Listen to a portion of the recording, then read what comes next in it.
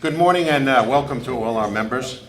For those of you who may not know me, my name is Bob Lucas. I'm the Vice President of the Master Board and also the Board Liaison to the Long Range Planning Committee. Today you're going to have an opportunity to shape the future of Heritage Bay. And we've identified projects through various means. One main way that we identified the projects was through the survey information that has been gathered over the last couple of years from the members. We also had, the Long Range Planning Committee also had discussions with the board, of course. We interface with the committee quite frequently, particularly myself as liaison. They talked to the directors here, the staff, and a lot of the other communities in Naples that are similar to ours. So we identified projects that should be considered for the future of Heritage Bay. Some of these projects address safety concerns, and most of them address really the efficiency of the operation and the capacity of the existing facilities.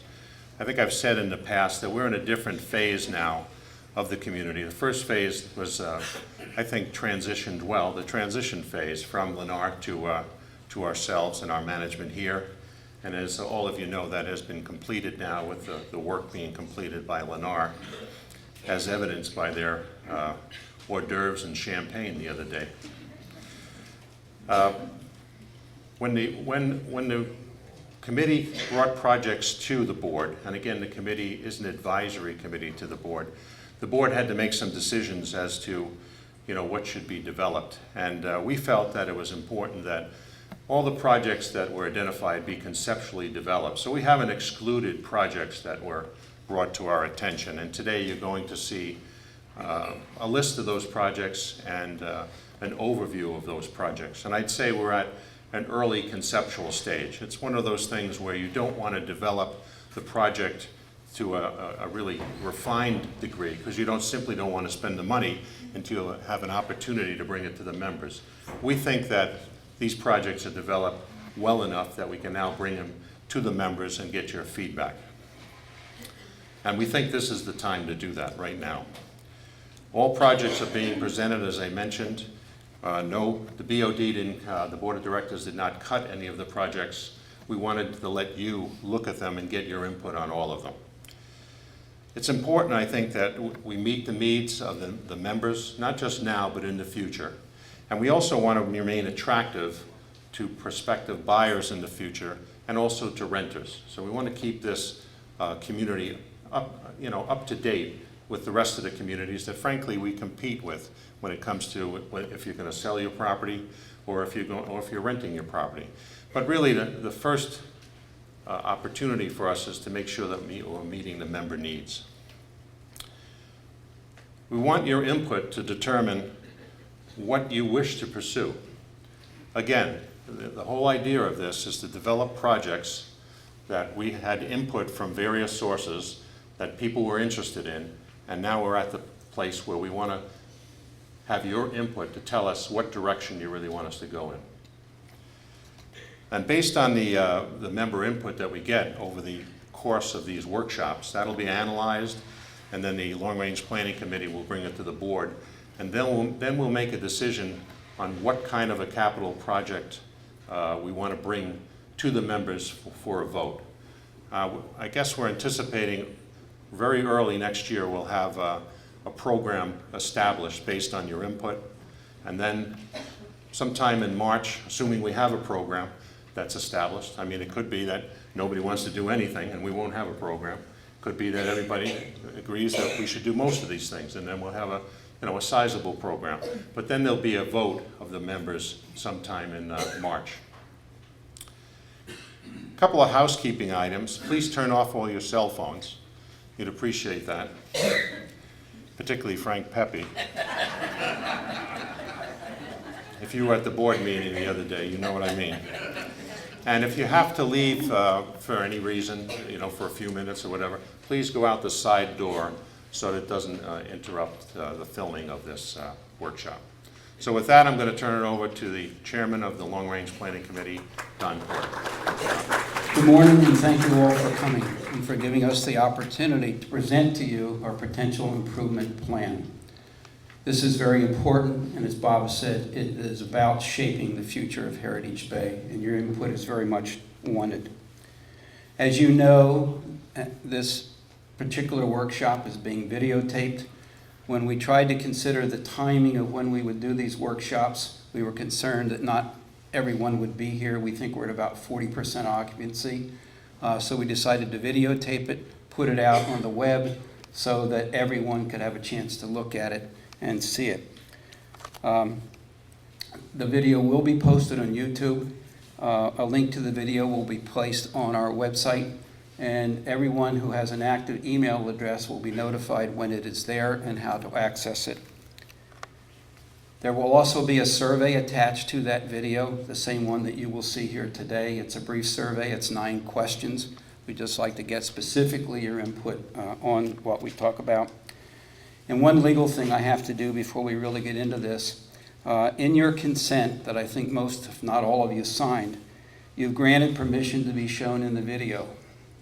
If there's anyone here who has had a change of heart or who does not feel comfortable about being videotaped, I would ask that you leave at this time and attend one of the other work sessions.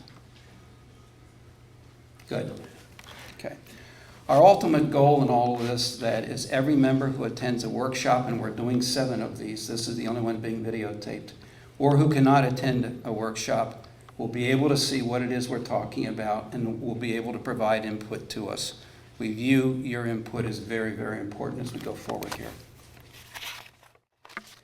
I want to thank to the Board of Directors, the staff of Heritage Bay, and in particular the committee. These folks, it was not uncommon for us to have 2 meetings a week even during the summer.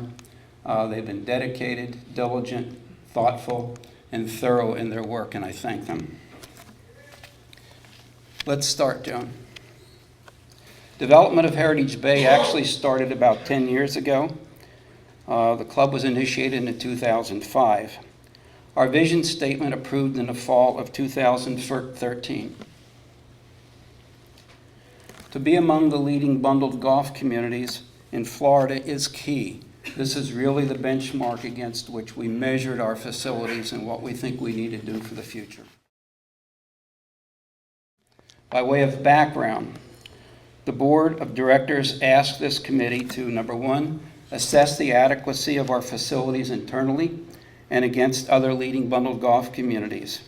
And secondly, to develop and present an improvement plan to the Board of Directors and to the members that will allow us to achieve our goal of being among the leading bundled golf communities. This plan is not just about replacing worn facilities.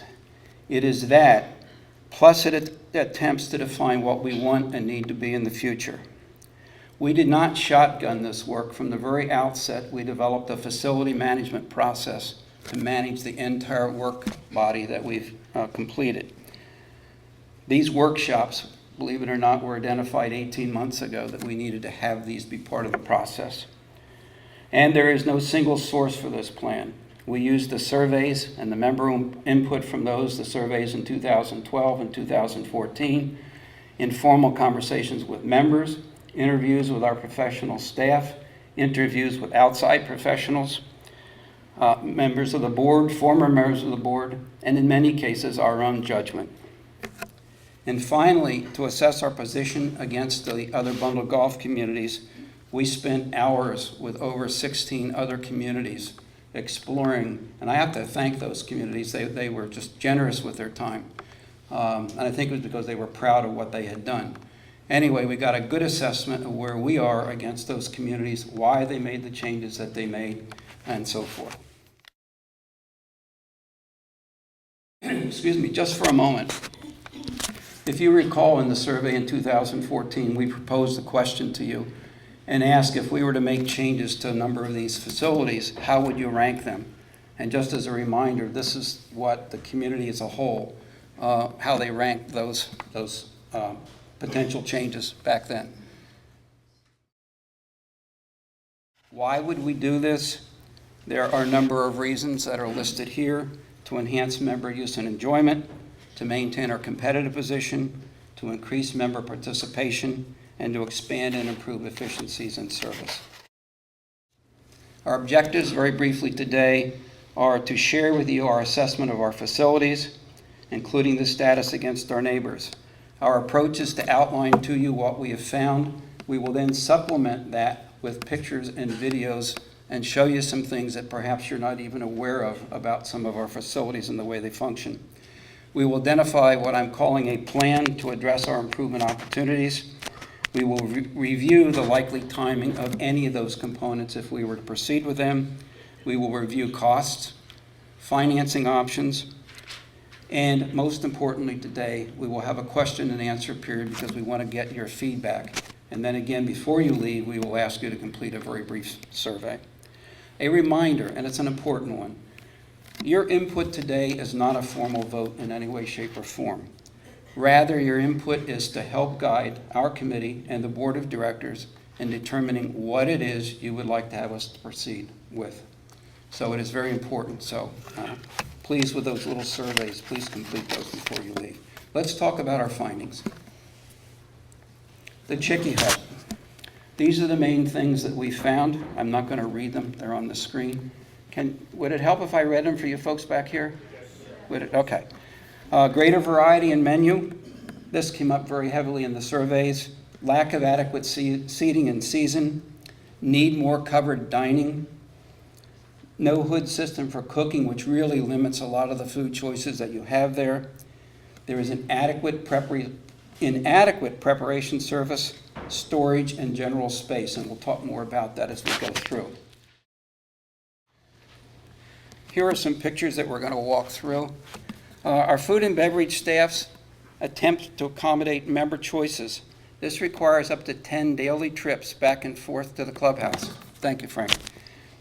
There is only today's storage at the Chickie Hut. There is no place to store supplies for the next day.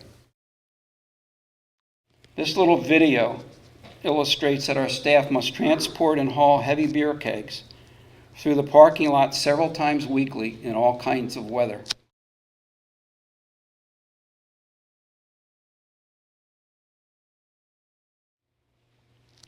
Six months out of the year, there is insufficient outdoor bar and table seating.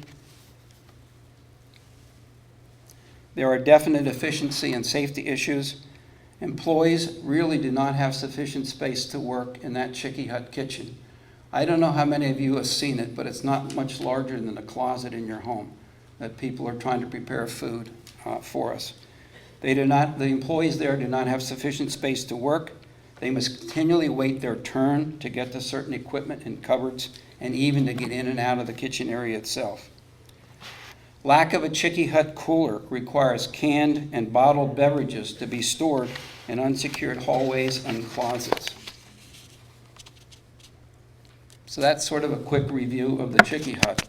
We come to the clubhouse, and there are a lot of areas in the clubhouse that we will talk about. Crowded and inefficient working conditions. You may or may not know there is no restroom in the entire kitchen area for the staff there.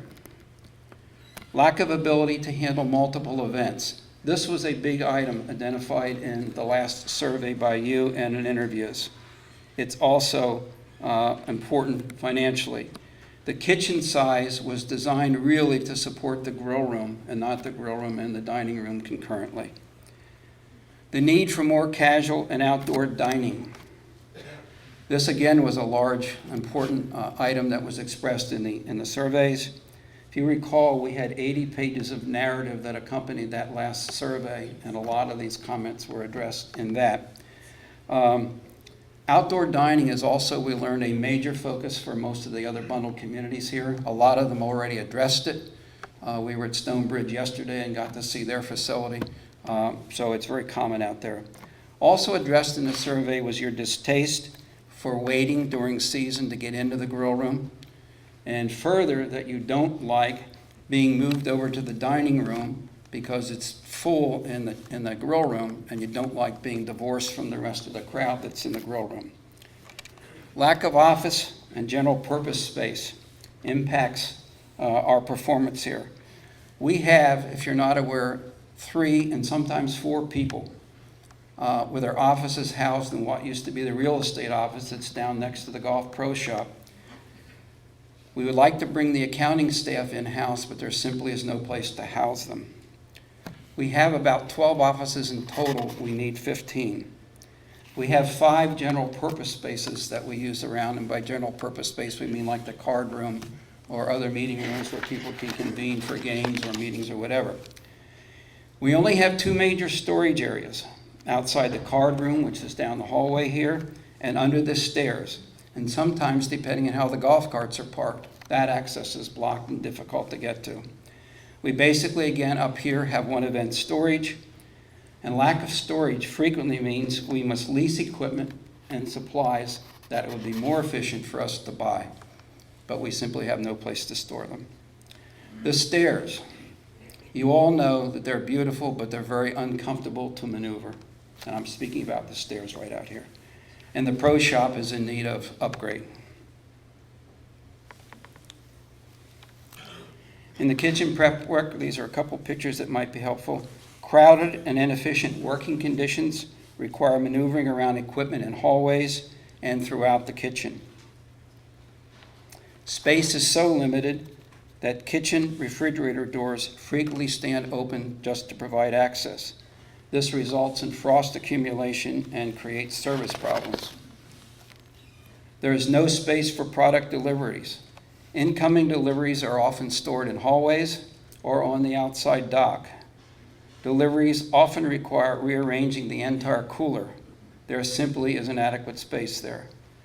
Chef Art says we need about 50% more cooler space than what we currently have. Inadequate dish area. This is one of the biggest concerns of food and beverage management. We have an extremely small and congested dish handling area. It's inefficient and results in costly dish breakage. There is often no place for the staff to set trays of dirty dishes. For large events, believe it or not, dishes are sometimes stacked on the outside dock. Keep in mind that developers usually create kitchens that are inadequate for the size of the communities they build. We've heard that from everyone we've spoken to. Safety is also a concern. Our kitchen prep area, multiple simultaneous clubhouse events are almost impossible at Heritage Bay. Back-to-back events such as members have requested for Valentine's Day as an example are often impossible because there is no room to serve 1 dinner and accept incoming food and supplies for a second one. There are only 7 seats at the bar in the grill room, and we've heard from members that the current bar seating is not adequate and not conducive to socializing. Poor cost traffic design.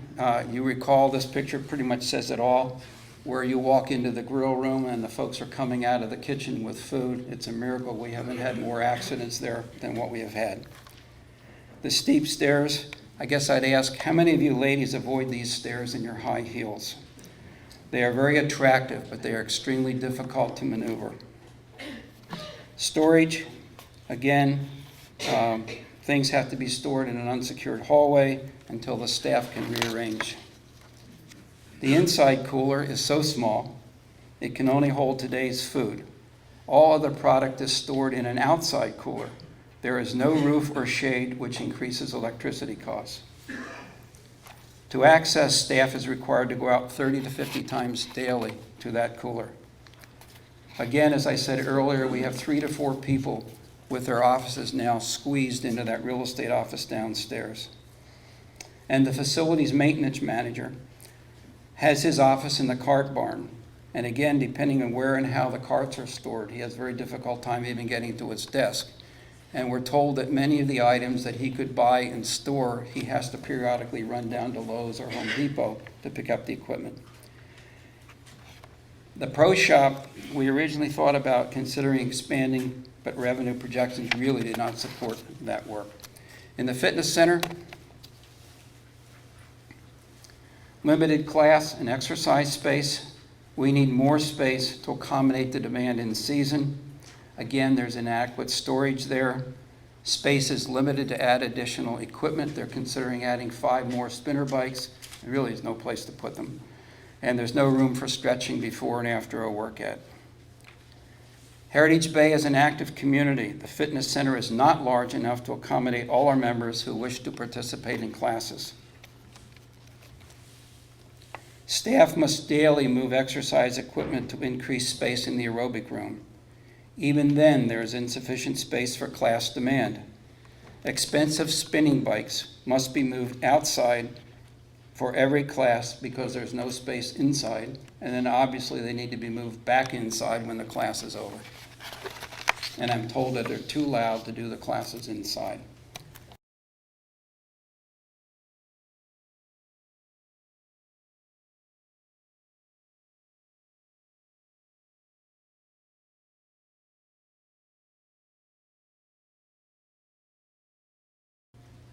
The golf practice area. Our golf practice area is considered to be inadequate for a community of our size. Several members have commented that this is a warm-up area, not really a practice area. The pine putting green and driving range are inadequate. The only area to practice chip and pitch shots is to the pine putting green. The practice bunker has a very small target green, and there is no fairway practice bunker. Another item that came up during our interviews and work was the need for a halfway house. And you might say, what the heck is that? Well, remember that little shack that's over there between Cypress and Oak? A lot of people have said we really should put something else there that would provide restrooms and light snack and water and ice capacity.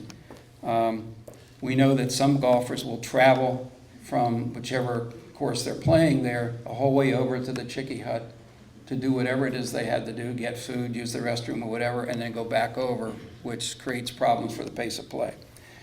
Frankly, if it's decided at the end of the day that we don't do anything with that, our strong recommendation is that we remove that building that's sitting over there and be done with it.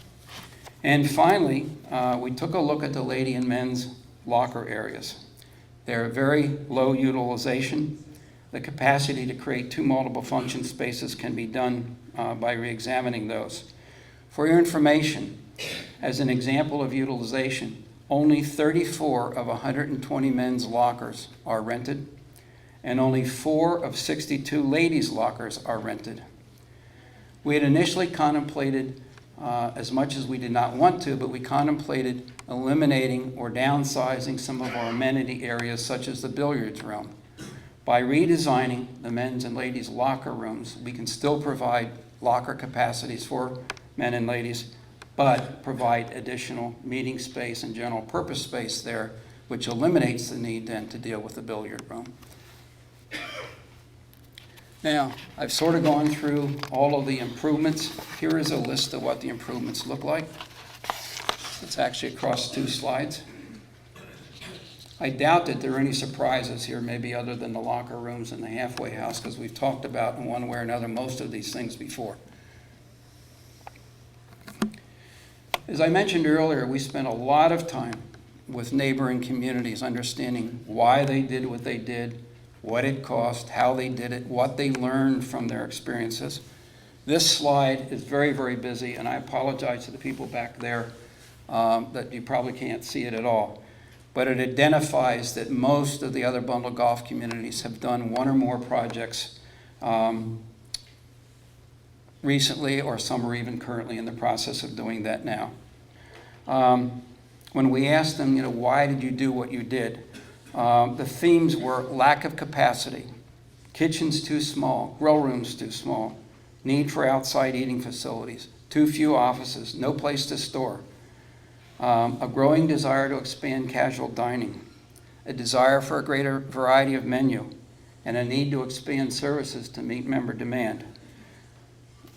They sound pretty familiar, I think, to what we just discussed here in our situation. 2 important suggestions that they offered us. One was maximize the involvement of the members during your planning process, which is what we've tried to do over the summer through letters and updates at board meetings and through workshops like this to make sure we get your input early on. And the other big one is to present the entire plan to members. Some of the clubs that we spoke to regretted that they took the plan in pieces. In other words, they would come to their members today and say, let's expand the grill room, and that'll cost $2 million. And so the members say, okay, and they get assessed or whatever the case is, how they're going to finance it. And then 2 years later, they're back at the members again saying, well, let's do this, and that's another $1.5 million. And the pattern sort of continues. Their recommendation is lay the whole thing out to members, which is what we're trying to do to you now. Get a plan in place and then do it. Using the words of one of our members, which I love, is that the status quo for the longer term is not acceptable. Not moving forward really means we're losing ground. Let me introduce Joan Hall, for those of you who do not know Joan, who's been sort of an adjunct to our committee and has done all of our PowerPoint work and has done just an outstanding job. And our liaison from the Finance Committee to our committee is Ed, who's sitting back here, who is now going to run this projector. Right, Ed? Okay, well, let's proceed. And again, I apologize. I'm now pleased to introduce Mr. David Humphrey. Dave is the principal and lead designer of Humphrey Rosal Architects, a firm he started in 1987. Much of Dave's work focuses on clubhouses, fitness and aerobic centers, tennis centers, and community and activity centers. He has designed and implemented facility improvements for over 100 clubs, including such places as Cypress Woods, Miramar Lakes, the Players Club, Naples Lakes, Gray Oaks, and recently Vanderbilt. Dave has been working with us, listening to our situation, reviewing our situation, and he's now going to outline for you what at least some conceptual changes might be to our facilities. Dave?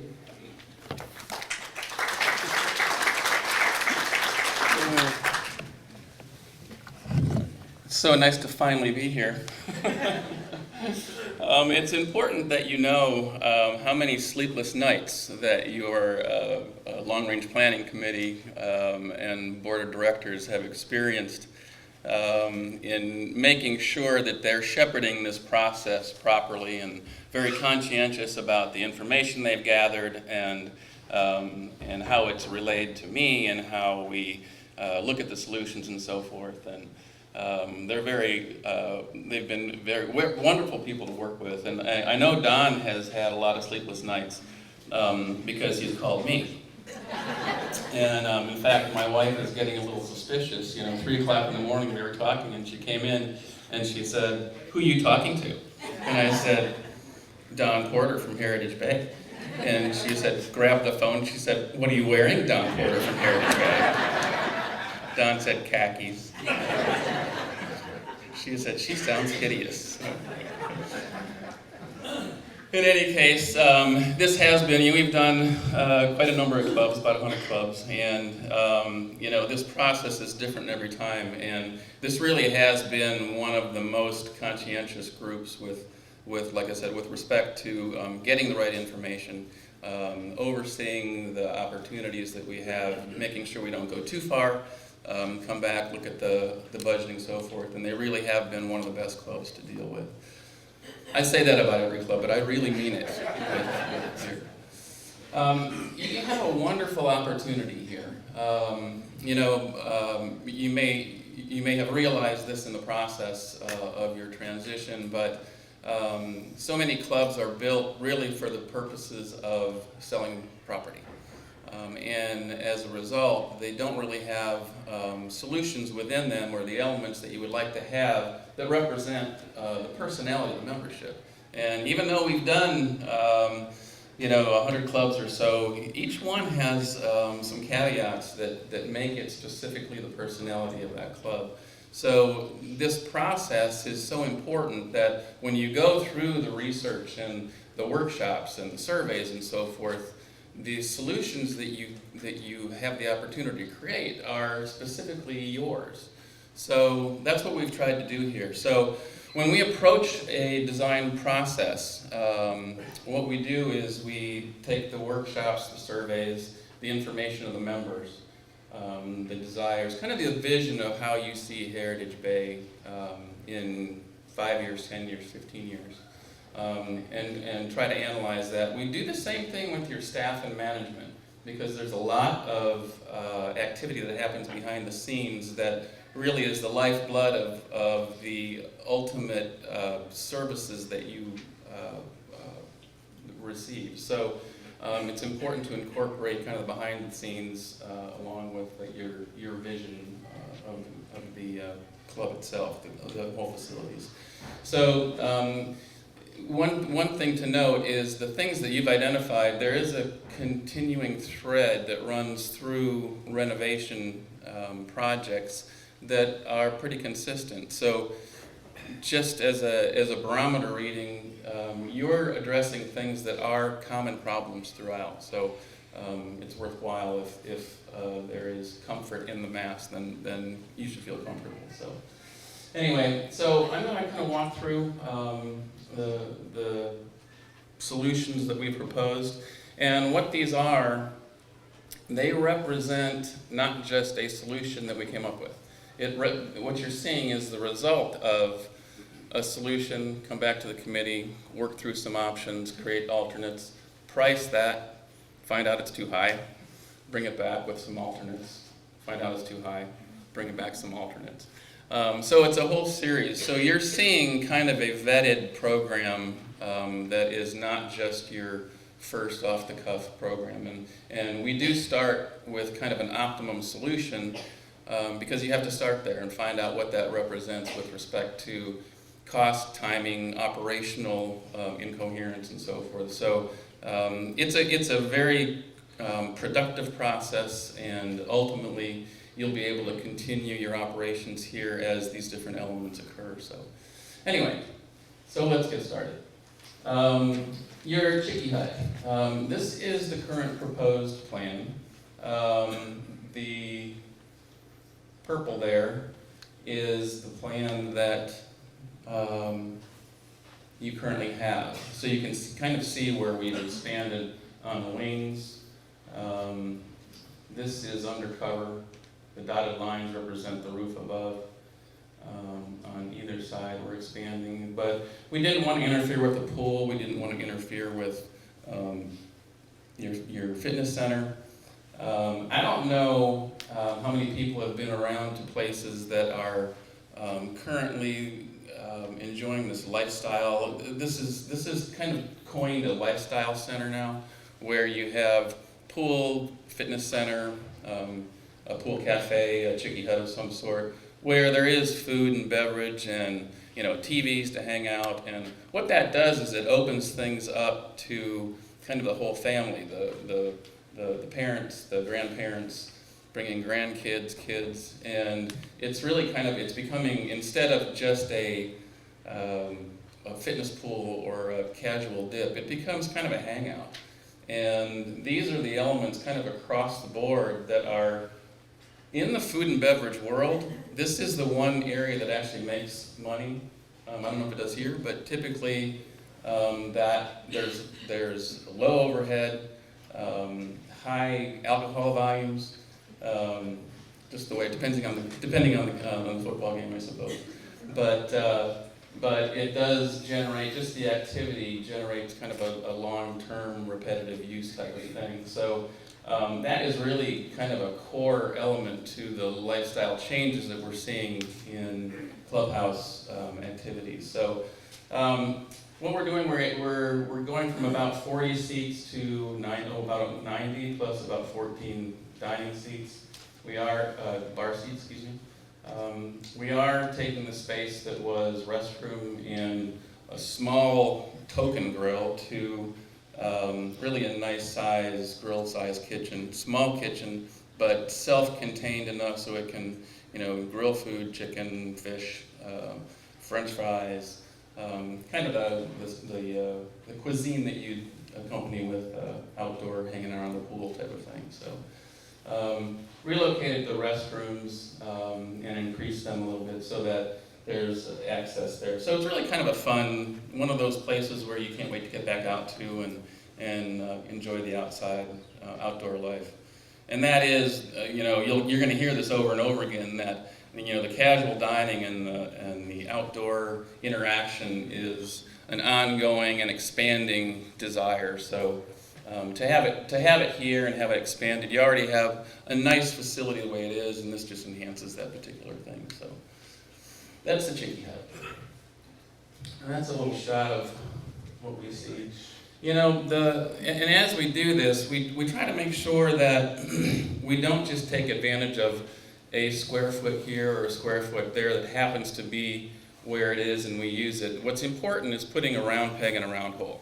We don't want to have one of these solutions that, well, yeah, we have more seating, but it's around the backside, and you have to jump over the FP&L transformer and get around the side of the bathroom. So, you know, these solutions that you're seeing are putting the proper things in the proper places. So that's really the important thing, because in 10 years, you're going to be sorry, oh, geez, why didn't we do that right? You know, so that's our approach, and that's what this represents. I don't know if your leg is that big, but It's huge. you can see it's huge. All right, jumping over to your clubhouse. This is your existing clubhouse, and when we start to look at renovation, there are a number of things that you can see without any surveys, without any workshops to understand there's going to be a problem here. So obviously administration is always a token area. So let's see, you need a receptionist, a GM, and an accountant. That's about it. Well, I got news for you. This particular area we've addressed, and you'll see that it's nice to have, you know, it's one thing to have offices spread all over your facility, but if you can have all the operations in one place, the efficiency just goes through the roof. So we've addressed that. You know, the kitchen is the engine of your facility. If the kitchen's not working well or isn't functioning well, you know, what happens? It's here. What happens in the back, if people are crawling all over each other, that's the way it goes back there, you don't care. But if you have to wait, or if you get cold food, that's a problem. You're gonna come here less, and you're not gonna bring your friends, and, you know, we're trying to fix all that type of thing. So, you know, this little thing, I don't know how they do what they do there right now. They deserve accolades for what they're doing with what they have. But it is amazingly small, so we've addressed that. Just the general circulation is a tough one here. You have this beautiful room. I mean, this is a great room. It handles wonderful events, I'm sure. But you have this little bit of a birth canal access to your girl room. It's very tight. I can't imagine the labor that you go through to get into it. And you could be sideswiped. You could be sideswiped by the service. You have a real conflict here. You get an air traffic controller, because you have service crossing here. You have the main entrance to the grill room. You know, you have members coming back and forth, going to the restroom and so forth. So there's a natural conflict that happens here. The other thing to note about the kitchen is that if there is a big event here, with the size of the kitchen, what does that do to, you know, members that just want to go have a hamburger that aren't part of that event? So simultaneous events is a big thing that will allow you mentally to free yourself and say, gosh, you know, I can go to the club anytime. Well, anytime it's open. Anytime, and even if there's an event here. And this wants to be, again, that place that is maybe even an extension of your home. You know, it's that, you know, I'm going to leave my nice cozy wood paneled den, and I'm going to go to the club, and I'm going to have this neat, really kind of embracing space. It's got a great bar. I can go sit at the bar. There's a synergy about the space of itself. It presents itself so that I can see my friends and be seen. That's kind of what this whole country club life is about. So why can't you have that? You can have that. So these are the things that, without saying anything, you kind of recognize. Obviously, the card room and the outside dining is great. Might be nice to have covered outside dining, but all things that lead to the issues. The stairs, which actually aren't shown in this particular plan, but that is an interesting set of stairs. It's pretty. It would probably prettier if it was a waterfall. You know, the way it has the circle linear shape there. It'd be hard to get downstairs then, wouldn't it? So, all right. So here's what we're thinking. These aren't the colors we're proposing, I'm just zoning it, so you can see that. Unless you like it, then absolutely we're gonna do it. All right, so with respect to the stairs, since we're just talking about that, what we're doing is really just gonna, probably a combination of some slight surgery to that, but we're gonna overlay another stair that's basically just a straight stair, regular stair, and then it fans out, it makes a V downstairs, and I'll show you what that looks like downstairs. But it's just a much safer, it's a regular, it has a handrail, and you walk down the stairs and you go towards the locker rooms, or you go toward the other direction. So what we've done here is you can see, and I'm gonna flip back and forth kind of between these two. Try and keep up. Okay, this line shows the existing building. And actually the other one's not showing up, but right now that is the line of your existing building. So we've just about doubled the space for the office area, and extending just out beyond, almost adjacent to where your stairway is downstairs that goes to the cafe. The other thing we're doing is we stole some space from East Shore, sort of recreated it here, and when we needed access, when we expanded the kitchen area, we kind of recreated a space by putting some movable walls in your cart area, and so you needed access to the other area of the card room in case that door was shut. So we're trying to maintain spaces and still provide flexibility. So that could be a movable wall, it can be shut, you can have two functions at the same time. But what we've done with the kitchen then is we've created, we took some of this, the boardroom space, and then we've added some additional space out front here. And that allows for the proper prep area, refrigeration. The warewashing is huge because that keeps the supply going. We've also created, it's a back-to-back cook line, which is a banquet line, the proper conveyors and so forth, so you can get food out in a hurry. When you feed the masses, you don't want to have one group finishing and leaving while the other one's just getting their food, so that is a bit of a problem. The other thing that we did significantly is we try, you're already kind of pregnant with the location of the kitchen. So what we did to try to clarify the circulation was, your access to the grill room is the same. But what we did is we separated the service area and the access into the banquet area so that when people come in, they'll just pass this area, and if there's any congestion, it'll be just those people going to the grill at the entry to the grill if there's a maitre d' there. So we've separated some of the issues that naturally occur just in the general layout. So that'll help. So the other thing that we did, and let me go back, sorry. Let me go back to the existing grill room. The configuration of the bar. These kind of bars are, maybe if, in a downtown situation where the tenant space is long and narrow and you see the old-fashioned straight bar with a mirror, that's kind of like the old-fashioned, saloon-style bar. And it's really not conducive to, you can see the people on either side of you. You can't generate any synergy or camaraderie with your co-members. So that we haven't done a straight bar in about 100 years, and it's just not conducive to fun. You're turning your back on the rest of the members. So when we look at solving these things, this is a little dark, but what we've done is created, it's a horseshoe bar. So kind of no matter where you are, you're seeing out and around, you're seeing across the bar. You're kind of opening yourself up to that synergy that creates the activity, the lifeblood of the club. So it's it's just a nicer setting. And then we can work in TVs and so forth because the bars and the TVs are really kind of coming back. You used to not be able to have a TV in a bar, and we haven't decided any of this, so I'm just talking.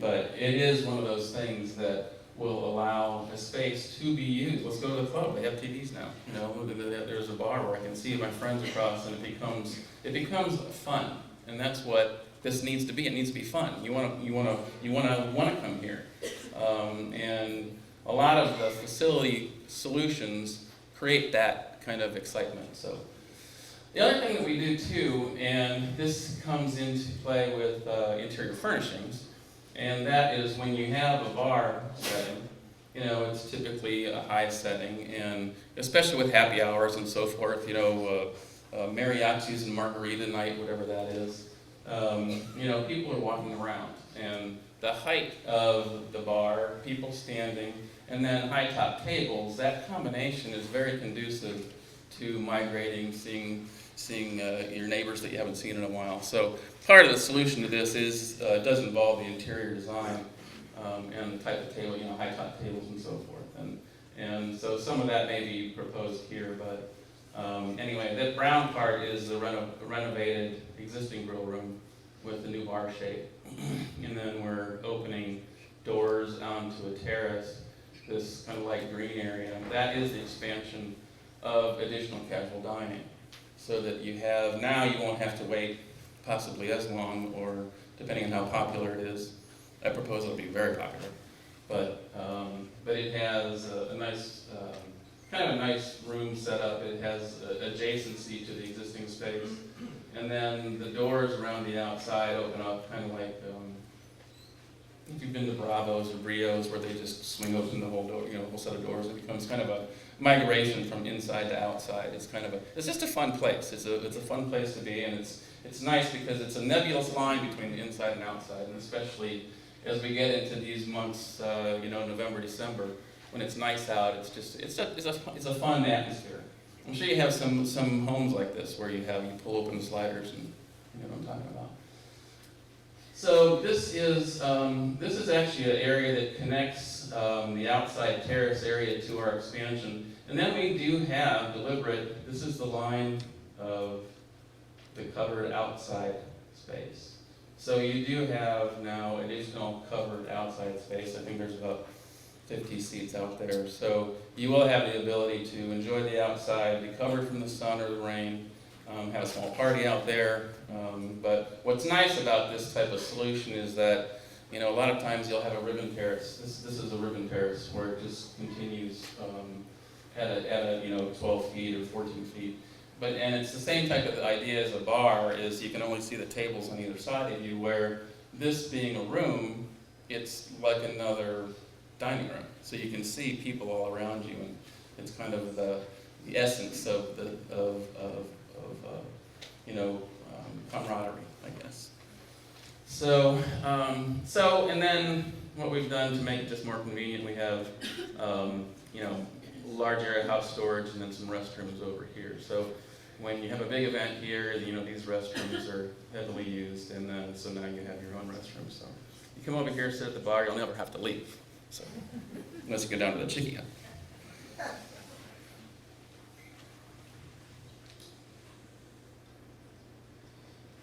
Okay, so downstairs, not doing a lot downstairs. That's your existing layout, and you know, we looked at a number of things. We looked at what to do with the billiards room, and that's something that can pretty much stay the way it is. The room itself is a nice room, and so it can stay the billiard room. But ultimately, what we ended up doing is, you know, you can see where the waterfall is here at the bottom of the stair, and then when we proposed to come straight down from right outside these doors here, and then split off so it can, there's a little landing right in the middle there, but it gives you the opportunity to go either way when you get to the bottom there. So it's just a much safer area. I've heard about that. Really, that was one of the first things I heard about a couple years ago, I think.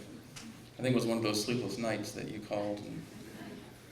Anyway, so this area just represents the space, additional cart storage and house storage below the grill room that we've added upstairs, so that's just a natural space to use. Some additional house storage. So now we located that so it's right opposite the elevator, so you can just go into the elevator and down, not beat your furniture up as much. So really the only thing that we're talking about downstairs is allowing the opportunity for cards and or other function rooms downstairs. So it's really just modifying some of the walls and providing for movable walls between the front and the back. So you can still have cards, for example, or a meeting up front. And then in doing so, it does give us the opportunity to upgrade the vanities, make them a little larger, and do some just general updating there. So not a lot downstairs. There will be some, I guess, interior merchandising adjustments in the pro shop.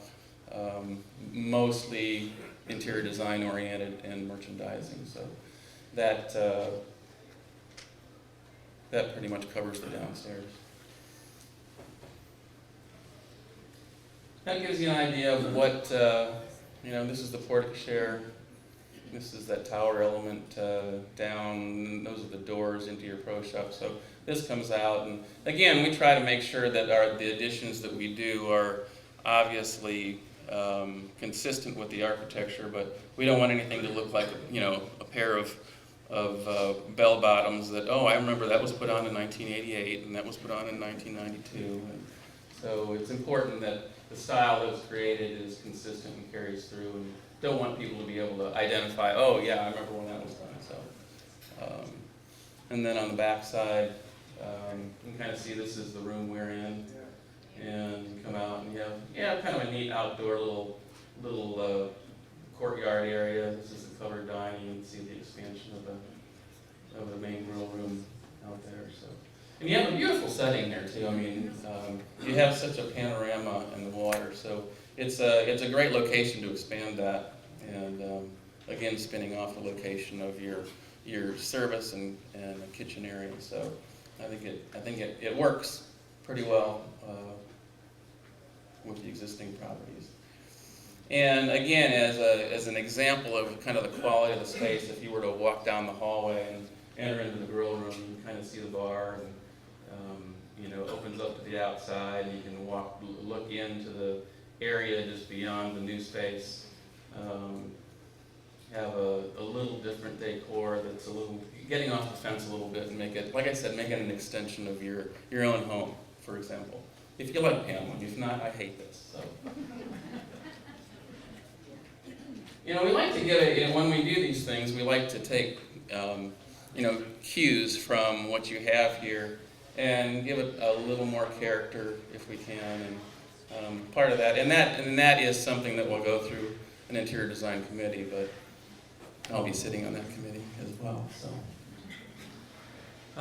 the stair, that's kind of what we're talking about. Not rocket science, but to get from upstairs to downstairs, you don't really need rocket science. So. Kind of the last thing, and it's really just taking advantage of the space you have. The fitness and aerobic world is off the charts. The things that we're talking about, the casual dining, the cafe, the lifestyle center, fitness, those are trends, and I want to distinguish between trendy and trends, where the trends are here. They're here. You're not going to give it up. It is a strong element that people will use that as the bar to compare this club with other clubs. So that's an important thing right now. That has a lot to do with programs.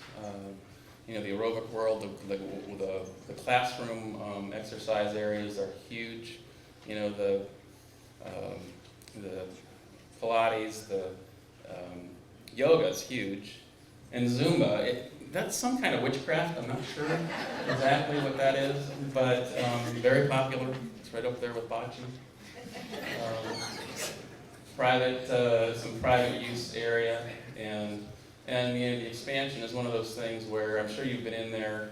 Fitness is one of those peak use elements where there's peak use in the mornings, peak use in the afternoons.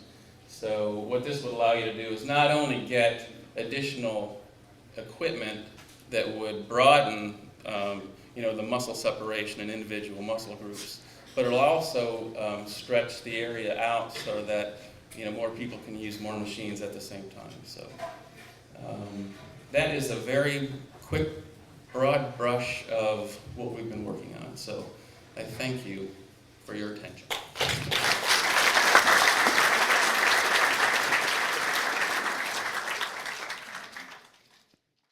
Thank you, Dave. Tom Bohart will now talk to you about our plans for the practice area. Get the smart-ass remark out of the way, I am standing up. I'm gonna get on this,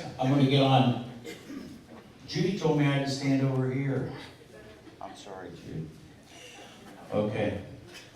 In order to establish a set point here for everybody to know where they are, is that this is the current practice facility. This is the dark green here is the current pine putting green. What we're talking about doing, by the way, this was very much a collaborative effort between an architect, the long-range planning committee, the golf staff, and also the green committee. So this has been going on for well over a year. What we're talking about doing is right as you come out of the pro shop over here, you can see right here, this would be a timber wall. So conceptually, all we're talking about doing is expanding this area is where we end our utilization of this piece of property. This goes down to the water's edge and we aren't able to use that, obviously. So what we're talking about doing is putting a timber wall in here. This would be level out to here, so we pick up all of this space here by establishing, going into the aqua range. This is about 8 feet, 8 or 10 feet here, and going into the aqua range to expand our space. Okay? So this is how the new practice facility would look like. We'd have a pitching area here up to 60 yards out into the water. So as we're practicing our tight lies and we scull it, it'll go into the water here. The practice bunker will be here.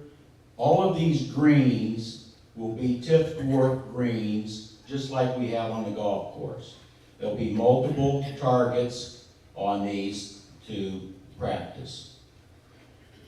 This over here is 50% larger than what it is now. It'll be equivalent, it'll be about a split between the cypress green and the oak green in terms of size. It will not have the kind of contour the cypress green has. It'll be a much better, more level putting surface, but like the golf course. We expand our chipping area both over here and over here by 360%. We expand our total area here by 15%. We'll have a nice dedicated area for teaching. Also, we'll have some of you may have seen new mats if you played Country Club of Naples this summer. They're high quality artificial mats. They have two surfaces, one for tight lies and also where you can put tees in the ground, and also a longer grass that's more like the grass that we have in the fairway to practice with. So the nice thing about this is that if we choose and use this during season use this during 1 day a week, we expand our practice area by another 14% because we won't require to turn over the growing area so quickly. So this is a fairway bunker here to practice bunker shots out of. The nice thing about this is, besides the curve appeal, is that when we have a shotgun start, we can use the artificial mats here. Obviously, we wouldn't be practicing here. But on the days that we can't play golf, we really got to have a place now that we can come and spend some time and practice. Practice the short game, which is, as we get older, we need a better short game.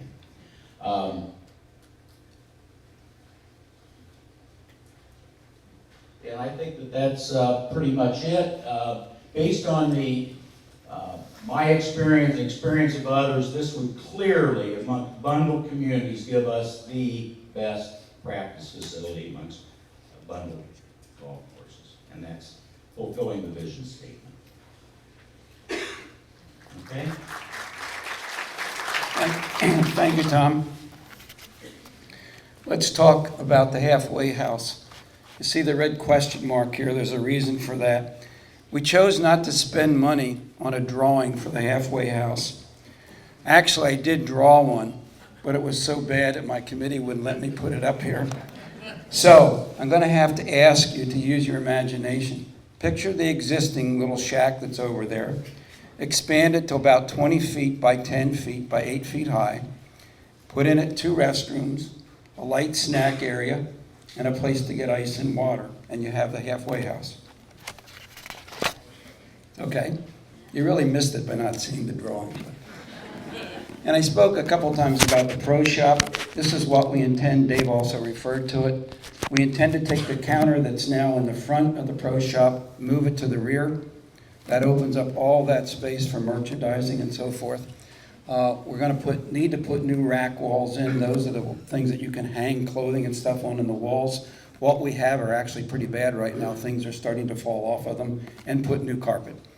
And given our revenue projection, that seems to be a reasonable approach to use at the pro shop, and TK is quite comfortable with that. That basically is a summary of what we propose to do. This slide and the next one are sort of a quick recap for you in terms of what we think you get at the end of the day with this.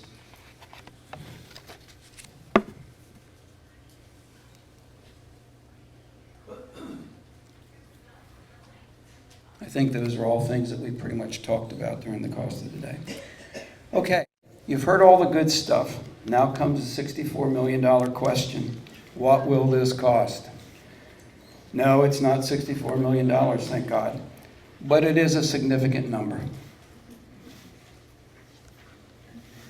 You're looking at a total cost, if we were to do all of this, of about $8 million. As I said, it's a significant number, but it's not drastically out of line. If you recall some of the cost numbers in that competitive chart, very much in line with others have spent. We are again proposing this as one plan, consistent with what was recommended to us. The cost for most of these were developed by securing estimates from 2 major contractors, not bids, but cost estimates, and our architect, Dave, who worked with those contractors in developing the cost. The exceptions to that approach are the golf practice facility, where Tom and his folks used 4 contractor estimates to build the practice golf course estimate. And the other is the halfway house, where we had another contractor give us a cost estimate based on their construction of a similar facility at another club. The cost estimates include such things as building permits, site work, interior design, new equipment where that's appropriate, design fees including like architecture fees, mechanical, there's contingency here, plus obviously the bricks and mortar and glass. No adjustment has been made for inflation past 2016, and I'll talk about the timing in a minute. That was something we debated about. A lot of the clubs do not project inflation because they simply don't know what it's going to be. And we believe that our numbers are good at least through 16 and perhaps into 17. Not included in these costs are one-time estimates for shutdown during construction, which we estimate net to be about $100,000, with actually making money when the clubhouse is shut down and losing money when the Chickee Hut is shut down. It seems like that's weird, but when you consider the size, but that's the way it works. Just to give you a little better picture on the cost, because the clubhouse contains so many elements, we have a couple extra slides here. This is the first floor. The estimates for doing the first floor work, which is basically expanding, as Dave pointed out, that car barn area underneath the expanded grill room. The rework in the men and ladies locker room. and just the addition of storage. So that's the first floor. The second floor is a little more involved. The grill room expansion is a large number, but it includes the new bar, the expansion of the grill room, the remodel of the existing one, new equipment for the new part of the grill room, the terrace area, etc. And the kitchen, as Dave pointed out, it expands the kitchen itself, the prep area, offices and storage, the stairs, and then there's a contingency fee in here and a miscellaneous of about $400,000. So that gives you a little sense of what the components of that are. Looking back to the overall cost, I neglected to comment, that $8 million equates to about $6,450 per door, which I know is an important number for people. We thought it important that we provide at least an estimate, and I want to emphasize the word estimate, of what some of the type of payment options might look like, again, if we do this. And this is assuming these costs, assuming we do everything that's here. So let me emphasize again, estimate. We wanted to have an immediate option where you could pay your piece of that immediately, a long-term option where you could have, like in this example, 8 years to pay it, and then an in-between one. And you can see what those numbers look like. If you pay it immediately, it's about $6,400.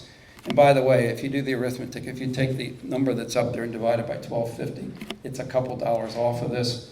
I did that intentionally when we did these numbers because I wanted to make sure that you understood this was absolutely an estimate and an example and not the actual thing.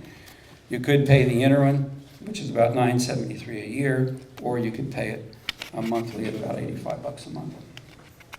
So that's what those look like.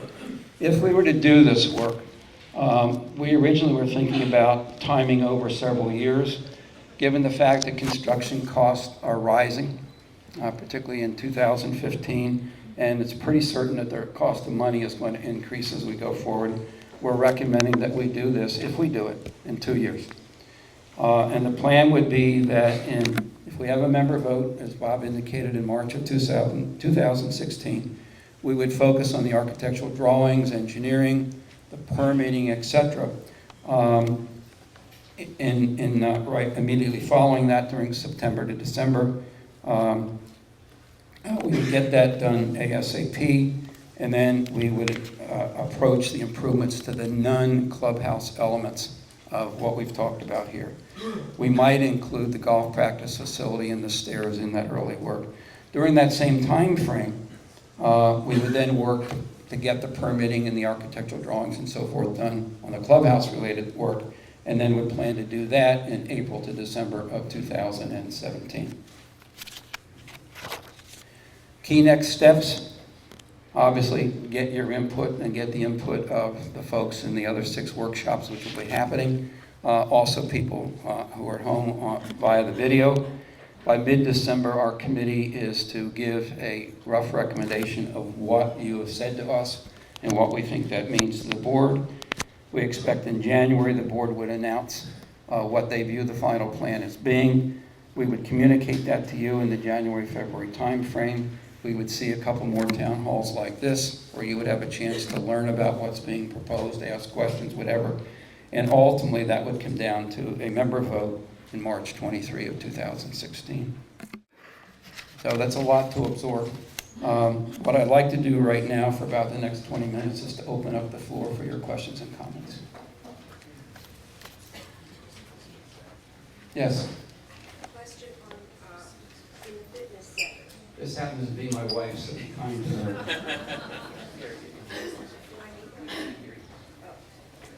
The question I had was, we currently have a spa there, and I didn't see that in the plan at the fitness center. And at the board meeting, something else was discussed about rehab facility and so forth.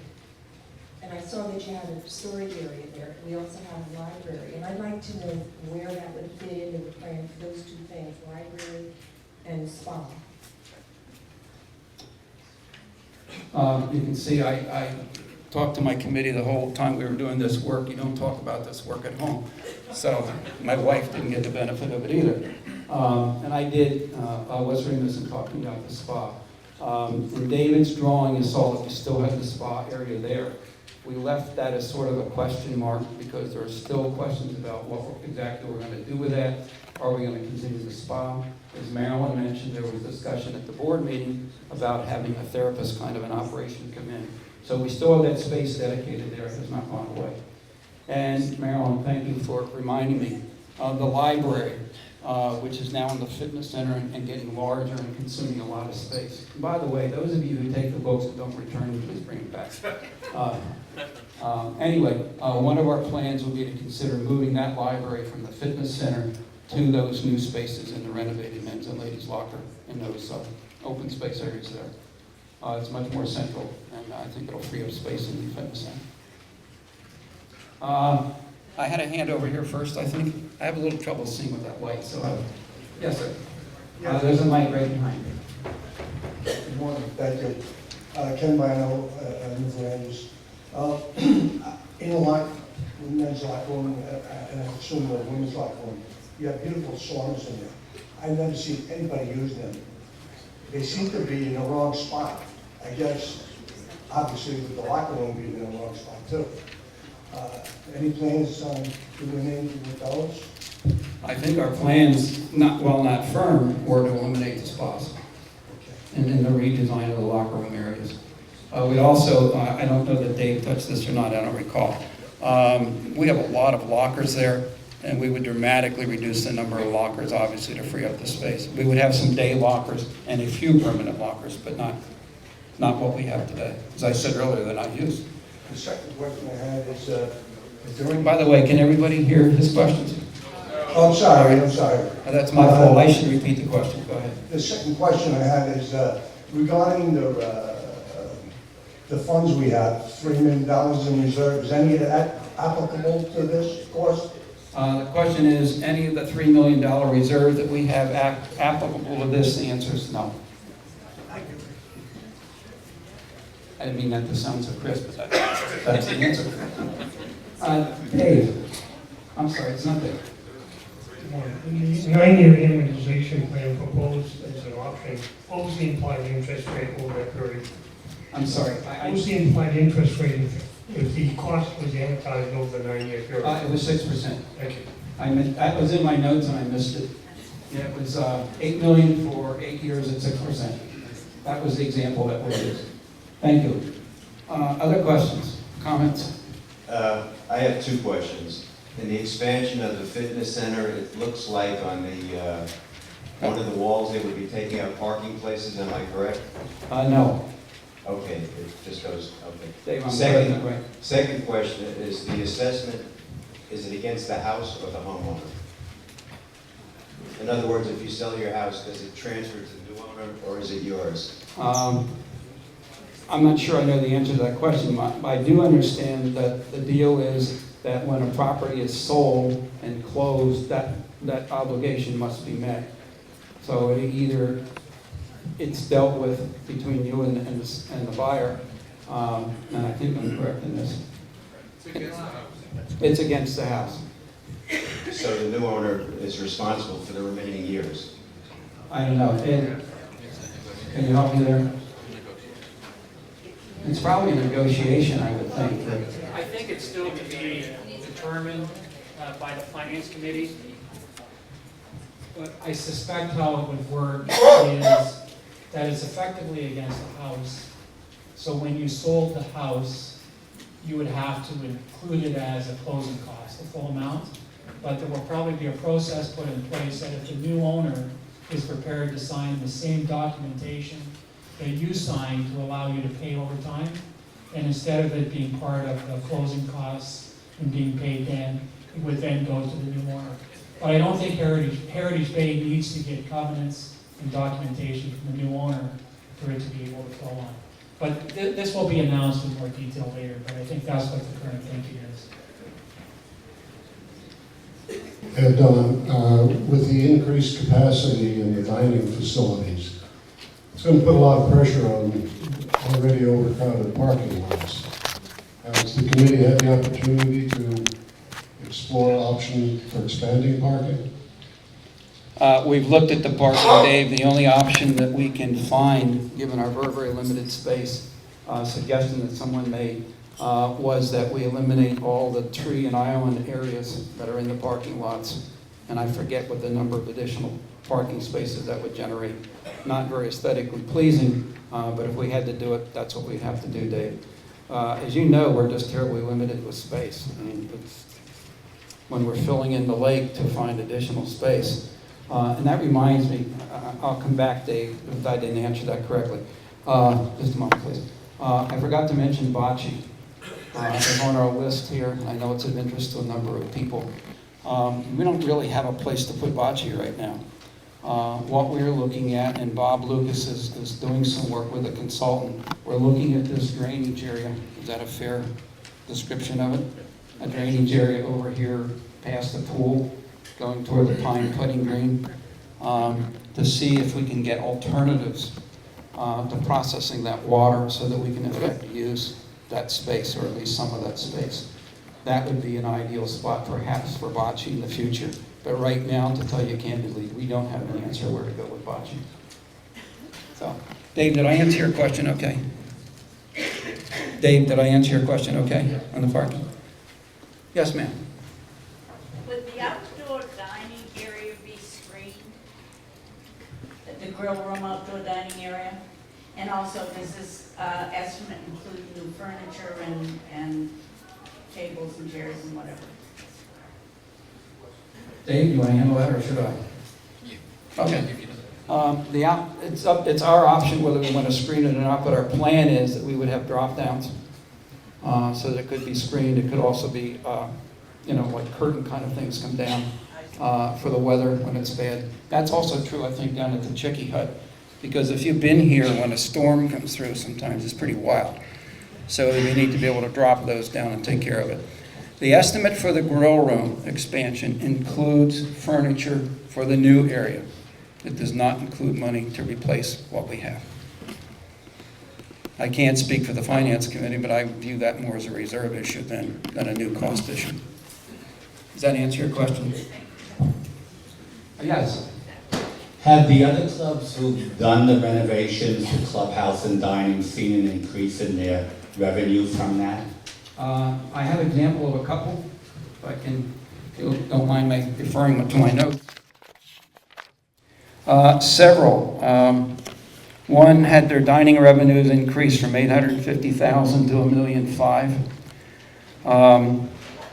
Another one went from $750,000 a year to $1.1 million a year.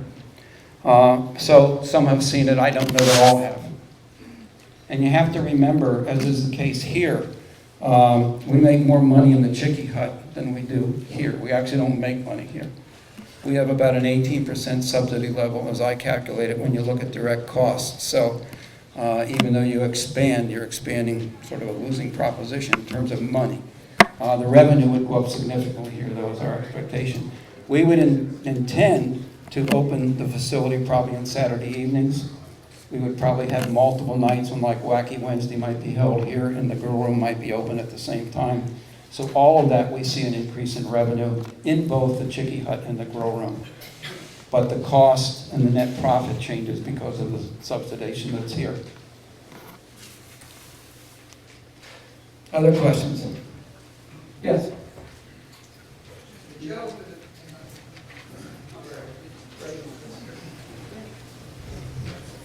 I just have two questions that relate to the existing clubhouse and, well, the expansion of clubhouse.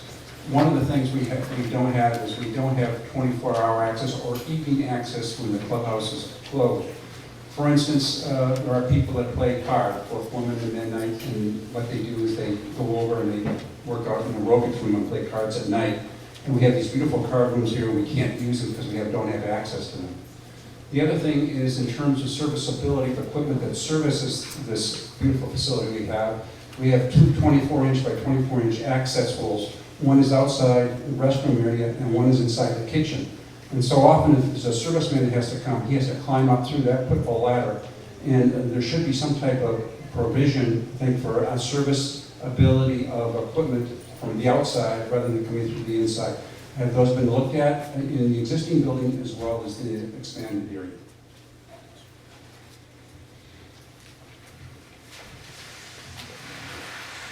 I'm going to try to do the first one, Dave. I might hand the second one to you.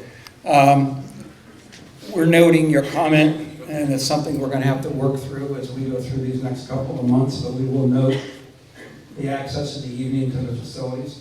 I agree with you. Speaking personally, I think it's neat if we have this capacity, we should be able to use it. So we will look at that. And I'm going to let Dave talk about the access to the equipment. When we do, we get into that amount of detail kind of at the next level, but as we go through the existing facility, we can't help but see the things that you just mentioned.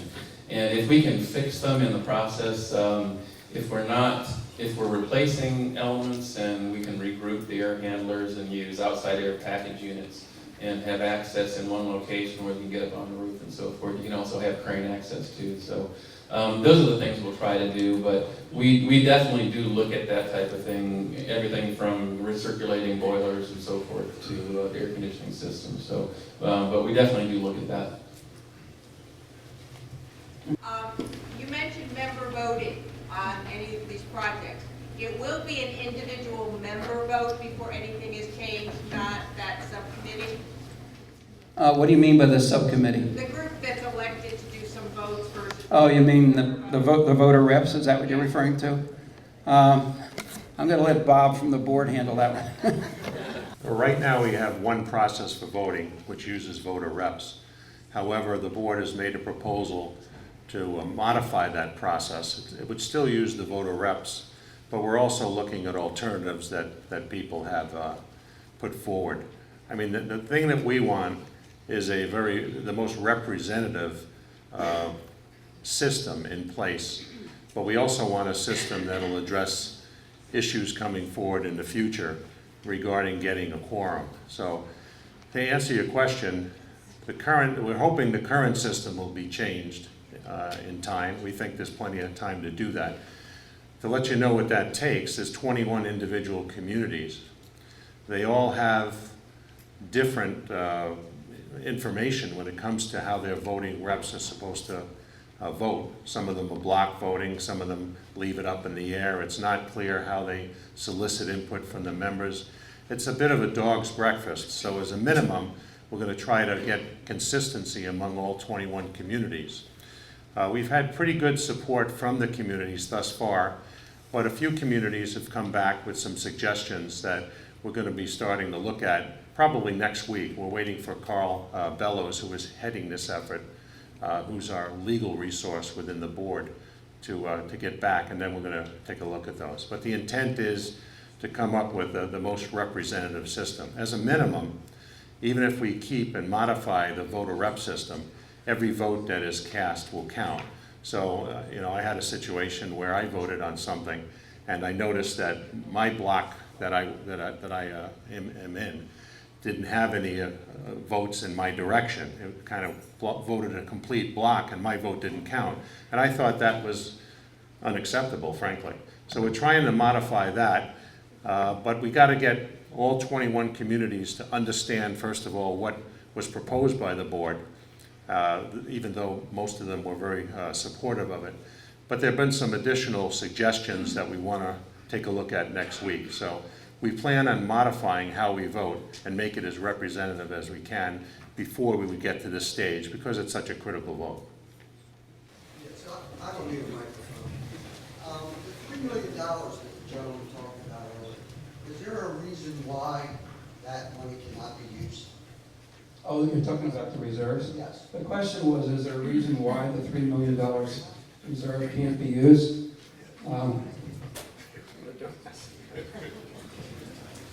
I'm not the finance guy, but I can tell you that when it comes to the accounting, I know that the reserves are there for specific reasons, and that's to make sure that we have money to maintain the facilities and change out things that are required on a particular annual basis, biannual, whatever it is. So the reserves are considered completely independent, and therefore we don't use them unless there's something that fits the bill of what a reserve is for. I asked the same question myself, as whether or not you can use that rather than, borrow so much money, but I'm told that from an accounting standpoint and from the way that we should be doing things, we should keep the reserve separate. I don't know if Ed has any comment to it on the finance committee. I think the key thing is the current reserves that we have are based on reserve studies and a number of different factors, as John McLean, our treasurer, outlined at the last board meeting. The key thing about the reserves is they're intended for maintenance of existing facilities. It's to repaint facilities, it's to put new roofs on, it's to do new roads. It's all maintenance. Here we're talking about new facilities, and that's not what reserves are usually used to fund. The other thing that needs to be remembered as well is we're a relatively new community. We had transition in 2012. So while $3 million in reserves sounds like a lot of money, given what is coming down the pipe as we age and as more maintenance is necessary, it's not a lot of money. As Don alluded to, there's a possibility that certain of the reserves might be used to put new furniture in the old existing areas, because that's something that's included in the reserve study. But hopefully that gives a little bit more amplification to what Bob had to say. Thank you, Ed. I recognize that the voting procedure is not cut in stone. However, will we have one vote per door, or will it be more, husband and wife, whatever? I think the ideal at the end of the day is one vote per door. But as Bob said, we're working through the whole voting, the board is working through the whole voting process that we have here. But I don't think I'm out of bounds, Bob, when I say that would be our ideal, to have one vote per door. So they can vote yea or nay. Is that fair? Right now, none of the buildings here at Harry's Bay are prepared to accept generator for electricity, including the kitchen here, in case of emergency, power goes out. I have some plans, okay, that quotes for the 3 buildings, the fitness center, the maintenance building, I believe, and the clubhouse existing. Question is, okay, has that aspect of engineering been included in this to prepare have the building set up for at least accept, okay, not permanent generators, to be prepared and wired for generators? Has that been discussed? Not in our work to date, but it will be, Tom, as we go into the next steps with the engineering and the drawings and so forth. And if you have that, I appreciate knowing more specifically about what it is, and I'll share that with Dave as we go forward. Other questions? This voting system issue is very complex, and the question was, would it be one vote per door, or would it be one vote for your husband and wife? It's one vote per door. However, right now, it goes through a voter rep solicits your vote, and then it goes through a voter rep system. We're looking at changing that, and there's been also some, I'd say some strong debate on how we do that and whether we separate the voting system for capital projects, and if so, at what level do you separate that? So it's a complex thing, but the one thing, when I said one vote per door, it means there aren't husband and wives voting from a particular door, even if it's through a voter rep system. So you'll have to wait a little longer on how we're going to modify that voting system. And we may end up modifying the current system using the voter rep system, which we hope to do as a minimum, because we don't think it works very well that way.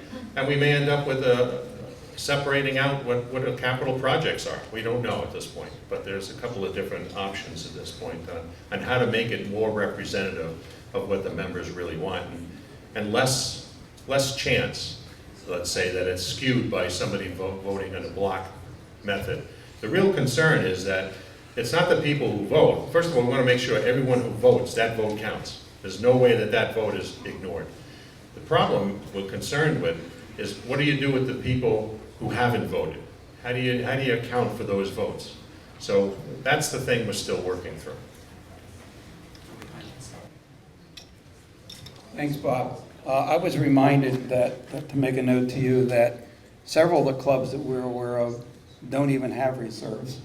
So I don't know what those clubs do when all of a sudden they've got, a boiler go bad, or we've got to replace furniture, whatever. So we're blessed that we have the reserve, but they are refined.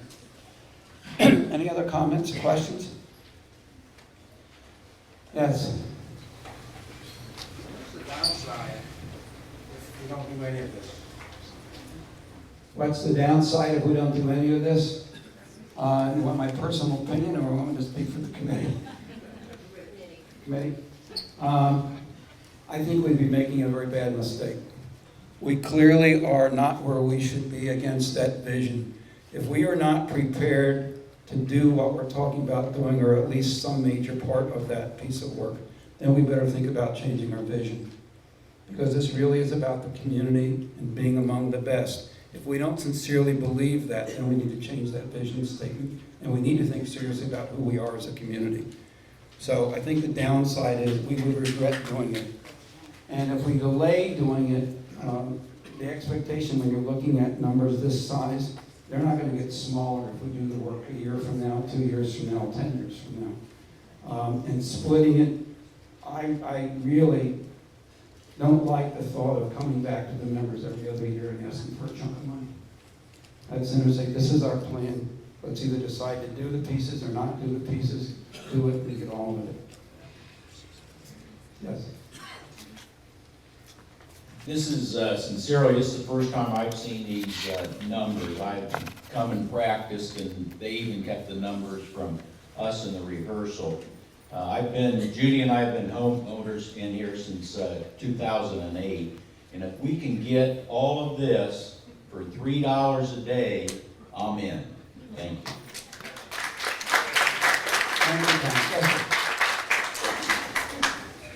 Clearly, the issue is getting those owners who might not vote to vote.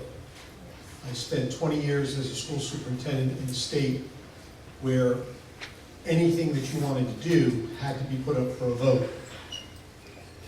I would urge you to consider setting up smaller entities, such as our individual Veranda 5 group and so on, to contact the members of that smaller constituency to ensure that they do indeed vote. Some may vote no, but the worst problem is the ones who don't vote at all. They don't pay attention to the email information or the information from our organization, and then we end up with a no vote from them because they haven't expressed their opinion. So I urge you to consider setting up some kind of arrangement like that, whereby we at least get notification that the vote's going to take place on such and such date. I appreciate it, and we absolutely will. We've actually started some preliminary discussion on what that whole marketing situation would look like if the general feedback from these workshops is that we move forward. But thank you, we will. I'm going to allow one more question. And it's more of a comment than a question. I want to thank you for your presentation. It's obvious you and your committee have done a tremendous amount of work here and done a lot of thought. Thank you very much.